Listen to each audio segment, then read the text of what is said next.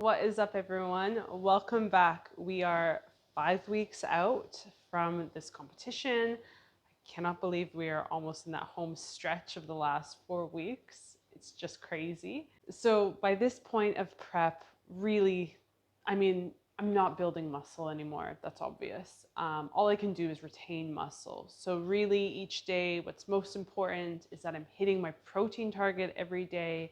I'm training with intensity. I'm trying to slow down my tempos where I can to really keep the muscle under tension as much as possible, hitting my steps, getting my cardio in. If you want to take a look at my weekly split, I don't see it changing for the rest of prep. That's in my last week's video for my 6 week out. So for this week's video, I thought it would be fun to kind of go over my daily eating and products that I'm using and things that make this whole journey a little bit easier for me, just as a bit of inspiration for you in case you are in a dieting phase or you're wanting to look and try a few different products out. So when I think about my diet, there's 3 things I focus on. 80% whole foods is the first thing I focus on. The second point of my dieting phase is to make sure that I have voluminous food so I feel like I'm eating a bit more. And the third option is the flavor enhancements. So things that help me just get through the day with not a lot of calories. So the first thing I start my day off with is, of course, coffee. We have a coffee maker. It's great. I use these 2 things. So I like this almond milk because for 250 milliliters, it's 50 calories. So I put 75 milliliters in 1 cup and a second cup. And then I also have 50 more mils in a cup of tea. And I use a spoonful of this sweetener in each cup. So I really like this Nutvia one. It's a brown sugar substitute. I've tried the white sugar one of this brand, didn't really care for it. The brown sugar is so yummy. I really recommend it. I have oats every morning, so I make my protein zucchini oats. I use this protein powder. It's my favorite brand. We got it from Chris's mom, actually. She got us onto it. I really like it because the ingredients are super simple. So there's whey protein isolate, flavoring, sweetener, and the sweetener that they use is sucralose. So it's nice and simple. This brand has a really yummy flavor, vanilla maple. I feel super Canadian having this. I love it. For lunch, I usually have a bowl of 100 grams of lettuce, 75 grams green beans, 20 grams of this QP mayo, and I have the half fat option. I didn't want to have to do this. I really wanted to try to do the full fat the whole time. But when you're dieting and you've got a big voluminous food source that has, so much lettuce in it, you just need more to fill it up. So doing this with 20 grams. I also pre-cut my chicken so that I have 150 grams in this side, 100 grams here. I put this in the freezer, take it out the morning of, and then at least I have my lunch meal, which is the bigger 150 grams serving, and the second one for dinner. On my rest days, my calories get cut. So I use pumpkin to replace my sweet potato. Not in both meals, but in my dinner meal. So at lunch, I still have my sweet potato, 250 grams. It just balances out to help me decrease my meals while still keeping the portion size feeling high. 2 other things that I love to use for flavor enhancement for both lunch and dinner is these pickled onions. My friend Lauren got me onto these. I really like it. It adds like this tanginess with hardly any calories. And of course, sauerkraut. So my heritage is Croatian, Slovenian, Italian, but my dad's side loves sauerkraut. I would eat this every meal for the rest of my life. The real MVP is this drink. This apple strawberry guava cordial diet ripe no calorie drink. I have a lot of this. I have at least a bottle every week. I don't care. It gets me through, makes me happy, makes my heart sing. I'm going to have it until the end of prep. When I'm not in prep, I won't have it. But right now, this helps me through the afternoons. I have 2 cups of this a day, probably. So for my afternoon snacks, I've kind of changed it a little bit. What I'm doing now is I'm having 100 grams or mils of the egg whites, make a little omelet. And then I add 10 grams of protein powder with 100 grams of cottage cheese, and I mix it up and I put that on the egg, folded up like a sweet kind of crepe or a sweet omelet. It's super filling, super high protein, really yummy. I love it. I have this, but then I also have something else. So I also have a bowl of Cocoa Pops sprinkled with 6 to 12 grams of protein powder or peanut butter powder, depending on what my macros are for the day. And again, this might be 30 grams, it might be 50 grams. It just depends if it's a high carb day or not. But I mix that with 10 grams of my protein powder, and I just mix it with water because the protein powder makes it milky anyways. So I do that, and that's a really yummy, like chocolatey peanut butter treat that I have with the egg whites. And then, as I said, for dinner, it's basically the same thing, just a less serving of chicken for dinner. I also like to have cucumber instead of green beans and just change it up a little bit. But on Saturdays, I've decided to start changing it up the last few weeks. So Chris and Maya have pasta every Saturday, so I wanted to do the same thing, and I found a really good way to do that. So on my Saturday, which is my rest day, so it's a low carb day, I'm using these pasta noodles. I love them. They're edamame made, so they only have 2 grams of carbohydrate per serving and 7.5 grams of protein. So I double the serving. So I have 2 portions, and it ends up being just over 100 calories. It's a big bowl of pasta noodles, plus it gives me 15 grams of protein. And I add that with 5% beef mince. So that with just, zucchini, mushrooms, a bit of passata. It's a super simple pasta recipe, but I love it. And then it's nice because I feel like I get to eat with my family. And then lastly, we have this delicious chocolate drink. I specifically like the toffee chocolate drink more than just the regular hot chocolate drink. I've tried other ones before, but I just really like the flavor of this one. What I do is the packet's pretty big, and I usually only do half a packet in one coffee cup, and then I get to have 2 drinks out of it because I just felt it was way too sweet to just have it in 1 cup. So I've been doing that after Maya goes to bed. It's so nice. So those are the meals that I've been having pretty regularly. I feel like these products are a blend of really nourishing whole food options, also with 20% cheeky kind of treats that keep me fulfilled and satisfied. Helps me to not feel so deprived, which is really important for me in my food journey. It isn't to be perfect and to be eating chicken, rice, and veg every single day, because I know what that will do for my mind, and that's not a cycle that I want to get into. I would rather eat in a way that's going to help me hit my goals, but also mentally feel a bit more at ease. And for me, this does it. It helps me out so much. Anyways, on to the next part of this video. So sorry that I'm always driving in these videos. It's a mom life thing. I just don't have time just to set it up and really chat all the time in the car. It's super easy because at least I'm already doing something. It's habit stacking, but to create YouTube videos. So something that I wanted to point out with my diet, because I think nutrition snobs could definitely look at my eating plan and think like, oh my God, I can't believe she has Cocoa Pops in her plan, blah, blah, blah. But it's really important to remember that we all have our own unique intentions.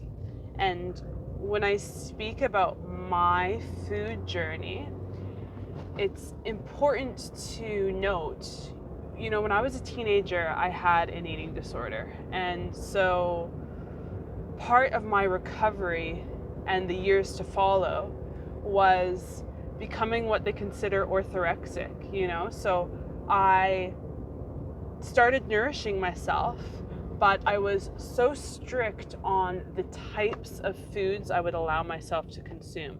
So I basically kind of yo-yoed from being vegan or being paleo. I tried to avoid anything super caloric, so I wasn't having any dairy, wasn't having any grains, was definitely not having any refined sugars for like 10 plus years after my eating disorder. And I acknowledge that that was a really important step for me and helped me see food as something positive.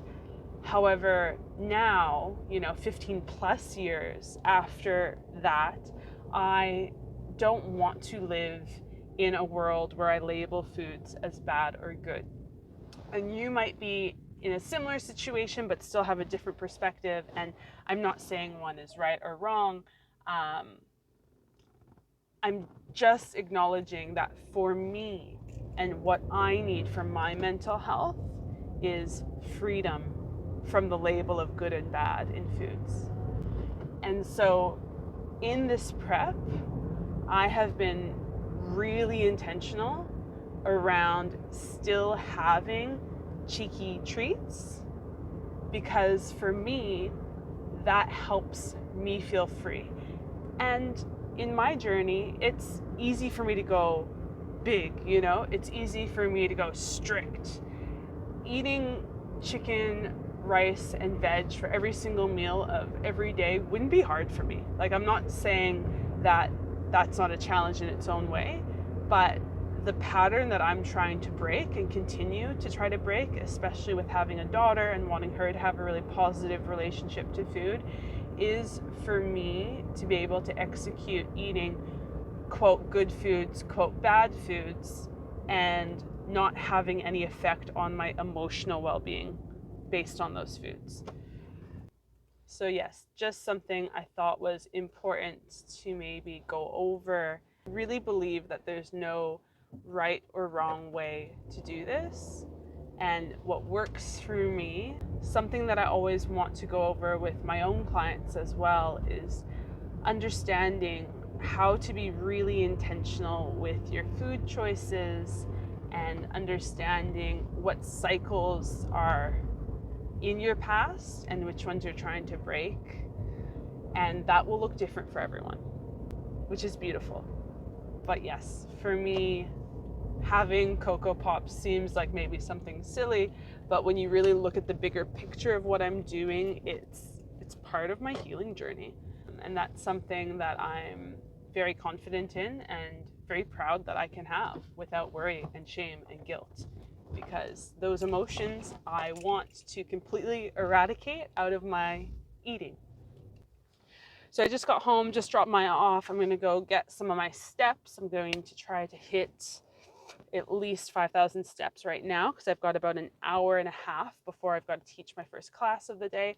I'll go teach my yoga class. I'm going to go pose, and then I will go train my upper body day with my cardio. 난 모를 거야. 아마 날 모를 거야. 웃고 있는 내 모습은 진짜가 아니야.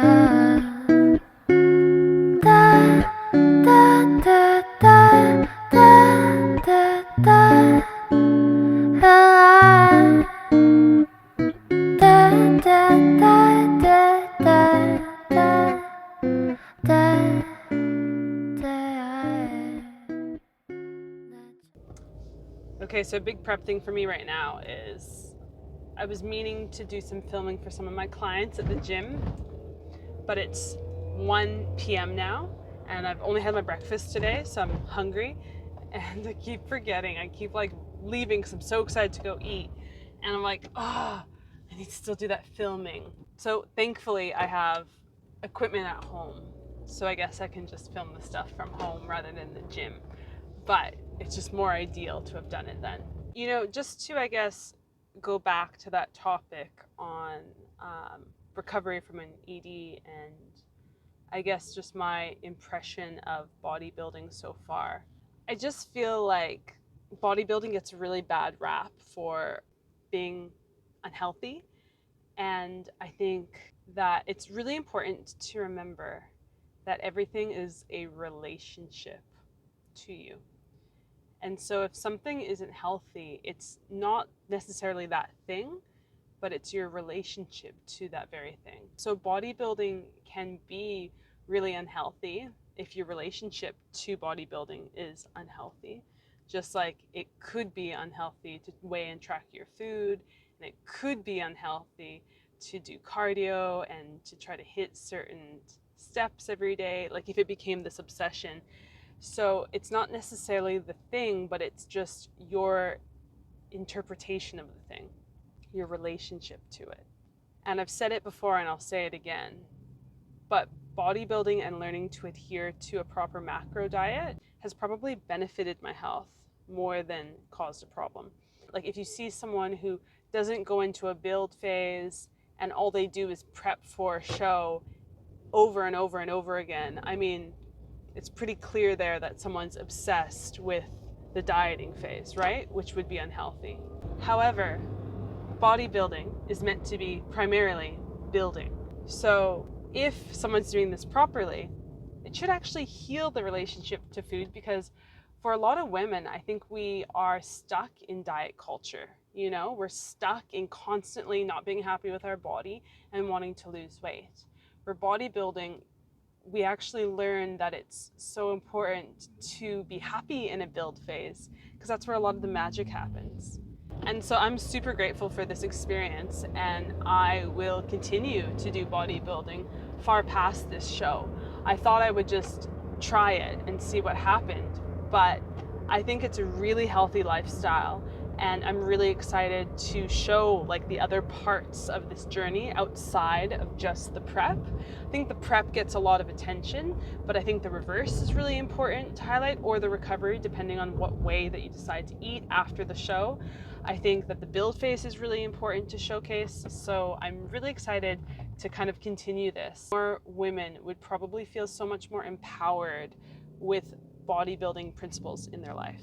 So anyways, today is my check-in day with a lot of my clients. It's going to be busy.